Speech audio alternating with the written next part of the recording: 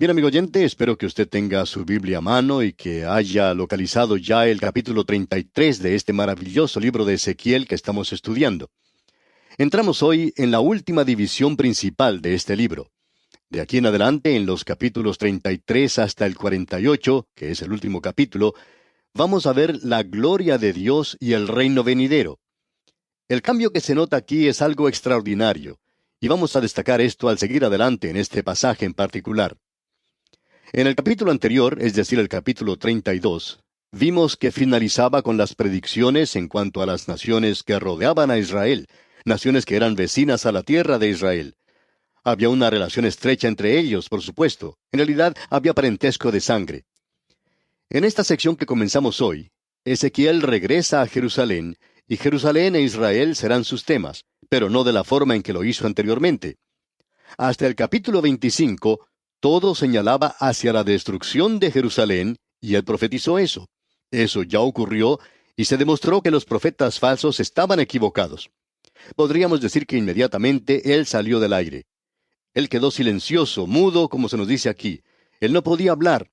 Es decir, él estaba hablando, pero ya no habla más de Jerusalén. Luego él presentó esas profecías sobre las naciones que rodeaban a Israel, y que encontramos en los capítulos 25 hasta el 32. Había bastante de ellos que estaban junto a Israel, y mencionamos a Tiro y Sidón y a Egipto. Ahora él está hablando nuevamente, está de regreso en el aire, pero ahora él está hablando en cuanto a Jerusalén, y como hemos dicho, no como una ciudad que va a ser juzgada y castigada, porque eso ya había ocurrido para entonces. Ahora él mira hacia el futuro, hacia el reino venidero, y todo lo que vemos de aquí en adelante señala hacia eso. Como si fuera un piloto que coloca su piloto automático, recibe sus direcciones, su orientación, él enfila directamente hacia el reino venidero, y luego la gloria de Dios será demostrada nuevamente sobre la tierra, y esto hace de esta sección algo verdaderamente interesante. En primer lugar, tenemos en este capítulo 33 que se renueva la comisión a este profeta. No solo es renovada, sino que él será encomendado por el hecho de que él ha realizado una buena labor hasta este punto, y desde ahora en adelante él va a estar hablando a la gente de Israel en cómo deben vivir en la cautividad.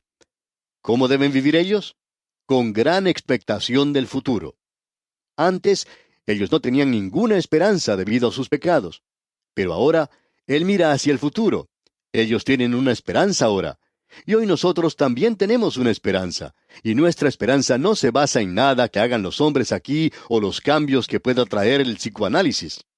Nuestra esperanza hoy no es una filosofía, sino que descansa en la palabra de Dios y lo que Él ha dicho que tendrá lugar en el futuro. Esa es la estrella del norte que guía al Hijo de Dios en el presente. No es lo mismo que Israel avanzando hacia el milenio. Nosotros estamos dirigiéndonos en realidad hacia la nueva Jerusalén. Y eso es lo que es el futuro inmediato, digamos, de la iglesia. Bien, veamos lo que se nos dice en este capítulo. Y vamos a destacar algunas cosas otra vez de esta sección. El capítulo 33 habla de la misma manera en que lo hicieron los anteriores. Es como si Ezequiel fuera un disco rayado. Leamos entonces el primer versículo de este capítulo 33 de Ezequiel. Vino a mí palabra de Jehová diciendo. Es que Él no quiere que ni siquiera por un instante usted se olvide que Él no está presentando aquí sus teorías o sus ideas, sino que Él está presentando la palabra del Señor. Y en los versículos 2 y 3 continúa diciendo, Hijo de hombre, habla a los hijos de tu pueblo y diles, cuando trajere yo espada sobre la tierra, y el pueblo de la tierra tomare un hombre de su territorio y lo pusiere por atalaya, y él viere venir la espada sobre la tierra y tocare trompeta y avisare al pueblo, nuevamente él regresa a la comisión que se le había dado a este hombre Ezequiel al comienzo mismo. Lo compara a la atalaya de aquel día. Aquí tenemos una ciudad. Es una ciudad amurallada. La mayoría de las ciudades de importancia en aquel día, si eran vulnerables a ataques del enemigo, construían un muro a su alrededor. Durante la noche, el rey o los gobernantes de aquel lugar señalaban a un hombre como su centinela o atalaya. Este hombre era colocado sobre el muro y él cuidaba la ciudad durante la noche. Al transcurrir la noche, él recorrería ese muro y decía en diferentes ocasiones que todo marchaba bien. Él miraba hacia el desierto y no veía allí a ningún enemigo, ningún movimiento sospechoso, y podía decir que todo estaba bien. Pero lo interesante de notar aquí es que los profetas mentirosos estaban diciendo que todo andaba bien, y aún así el enemigo estaba cercano. Ellos estaban ciegos y no podían ver. Ahora este hombre Ezequiel les presenta una advertencia. Y en el versículo 6 de este capítulo 33 leemos: Pero si el atalaya viere venir la espada y no tocare la trompeta, y el pueblo no se apercibiere, y viniendo la espada, hiriere de él a alguno, éste fue tomado por causa de su pecado, pero demandaré su sangre de mano del atalaya.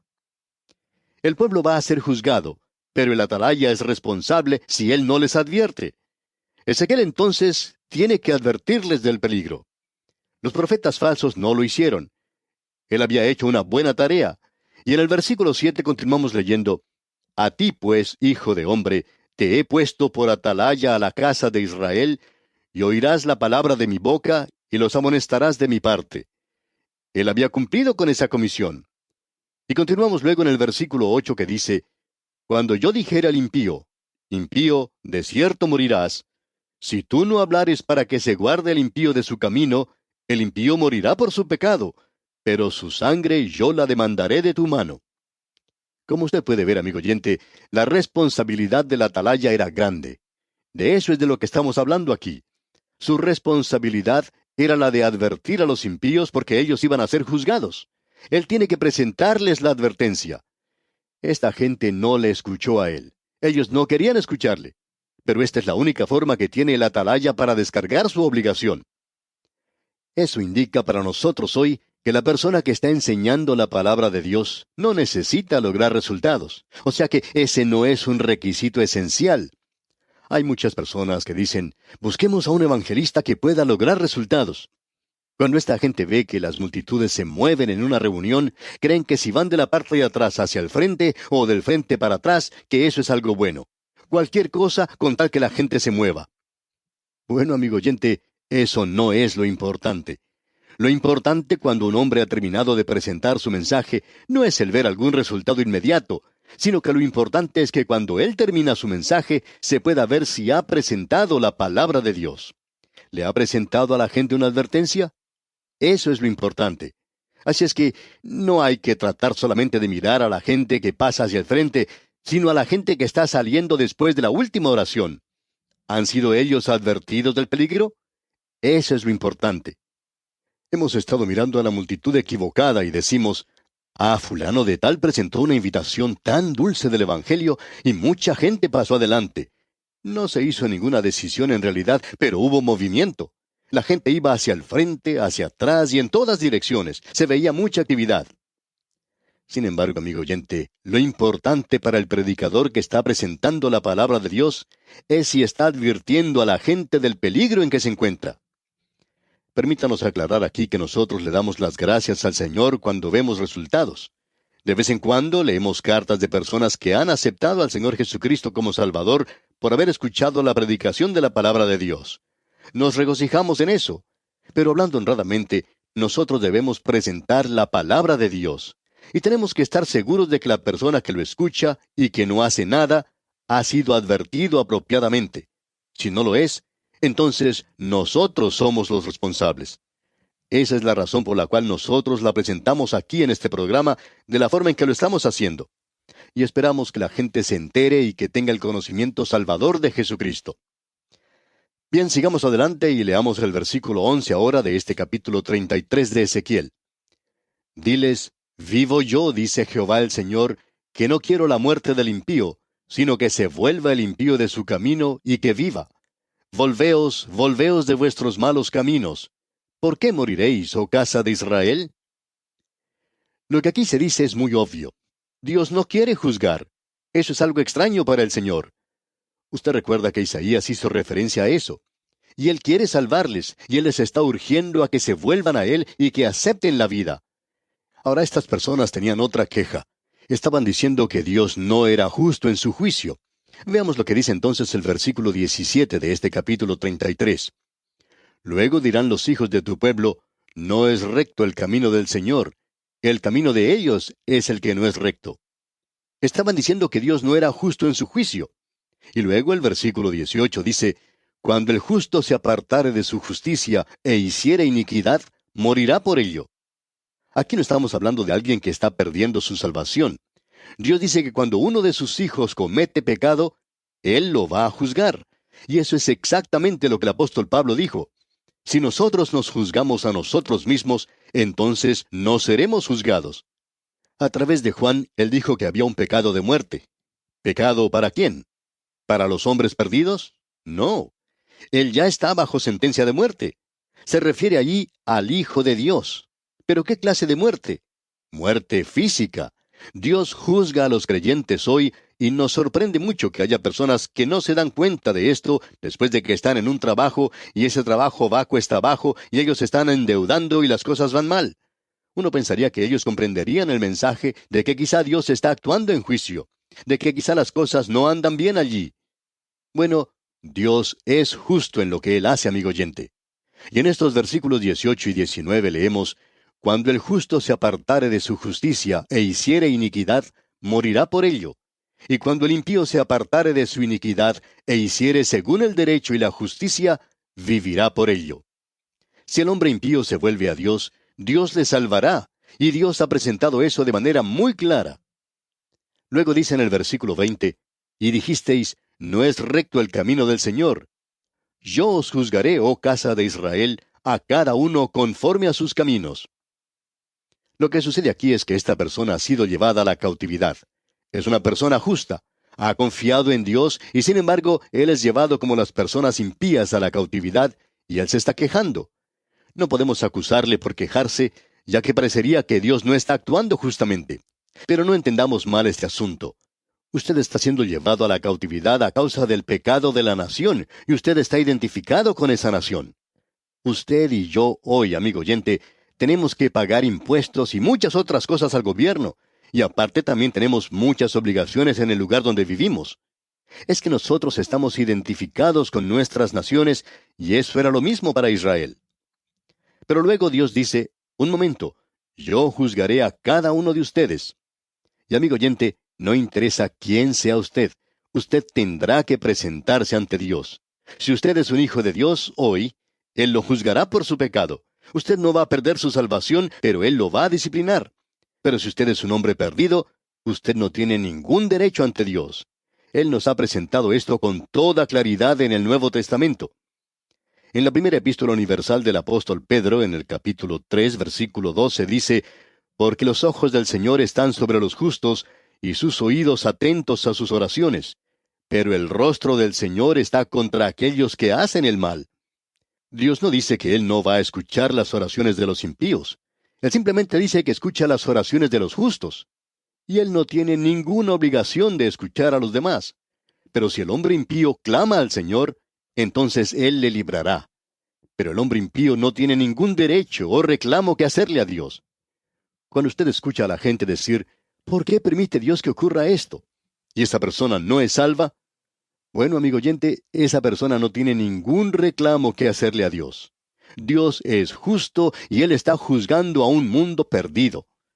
Y muchas veces nosotros nos olvidamos que este es su mundo. Notemos ahora en la forma clara y directa en que Él nos habla en esta sección del libro de Ezequiel. Leamos el versículo 21. Aconteció en el año 12º de nuestro cautiverio, en el mes 10º, a los 5 días del mes, que vino a mí un fugitivo de Jerusalén diciendo, la ciudad ha sido conquistada. Ezequiel ya ha profetizado, pero él no tenía ninguna información. Dios le dijo que la ciudad había sido destruida. Y a esa hora su propia esposa falleció, en el mismo día. Y él le había dicho, no te lamentes, no te pongas luto, porque yo quiero que esta gente sepa que he repudiado a la ciudad. La gente piensa que yo debo tener a Jerusalén. Piensan que yo no la destruiré. Ellos no creen que yo juzgaré el pecado, pero así es. Por tanto, no llores por ella. Y hazles saber que en este mismo instante la ciudad está siendo destruida por su pecado. La ciudad ha quedado asolada. Amigo oyente, cuando esto fue comunicado a esta gente, era algo que los dejó completamente confundidos. Ellos quedaron absolutamente abrumados por esta información. Nunca habían escuchado nada así. Ellos ni siquiera habían creído que algo como esto pudiera tener lugar, pero ya ha sucedido. Y en el versículo 22 continuamos leyendo, y la mano de Jehová había sido sobre mí la tarde antes de llegar el fugitivo, y había abierto mi boca hasta que vino a mí por la mañana, y abrió mi boca, y ya no más estuve callado. Usted se da cuenta ahora que al final del capítulo 24, cuando Ezequiel anunció la destrucción de Jerusalén, esa ciudad llena de sangre había caído. De allí en adelante, él no tenía ninguna información en cuanto a Jerusalén. A partir del capítulo 25 y hasta el capítulo 32, él no había oído nada en cuanto a Jerusalén. Todo lo que se menciona allí era relacionado con las naciones que rodeaban a Israel, como ya mencionamos al principio. Ahora, Dios no detiene más las palabras en la boca de este hombre en cuanto a Jerusalén. Él le dice, yo tengo algunos mensajes para ti en cuanto a Jerusalén. Y entonces él comienza a mirar hacia el futuro. Esta gente estaba dependiendo de los profetas mentirosos y no tenía ninguna clase de mensaje. Luego, en los versículos 23 y 24 de este capítulo 33 de Ezequiel, leemos, y vino a mí palabra de Jehová diciendo, Hijo de hombre, los que habitan aquellos lugares asolados en la tierra de Israel hablan diciendo, Abraham era uno y poseyó la tierra, pues nosotros somos muchos, a nosotros nos es dada la tierra en posesión. Esta gente se refería al pasado y decía, bueno, miren, Dios había cuidado de Abraham y él era solamente una persona. Y hay muchos de nosotros ahora. Pero existía mucha diferencia entre esto y aquello. Abraham creyó en Dios y eso le fue contado a él por justicia. En cambio, esta gente no creía en Dios. Y esa era la razón por la cual habían caído. Ahora el versículo 25 nos dice, Por tanto, diles, así ha dicho Jehová el Señor, comeréis con sangre y a vuestros ídolos alzaréis vuestros ojos y derramaréis sangre y poseeréis vosotros la tierra.